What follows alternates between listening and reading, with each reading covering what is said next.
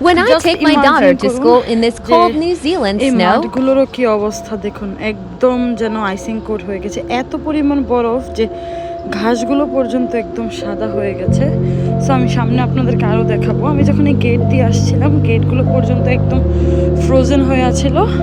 এই যে আপনারা দেখতে পাবেন, দেখুন এই যে কী পরিমাণ বরফ দেখেছেন।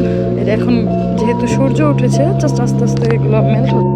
এই পাতাগুলো দেখুন, আমি জাস্ট একটা নিয়ে দেখাই, দেখুন কি একটা অবস্থা, কর্নারে পর্যন্ত আপনার ফ্রোজেন হয়ে আছে। প্রতিটা ঘাস থেকে আরম্ভ করে সব কিছু যেন এরকম অবস্থা আছে। এই যে দেখুন একদম ফ্রোজেন হয়ে সাদা।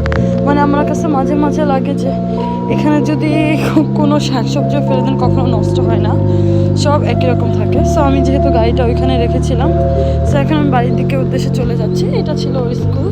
সো ইনশাল্লাহ নতুন আপডেট নিয়ে আবারও চলে আসবো। ততক্ষণের জন্য আল্লাহ হাফেজ।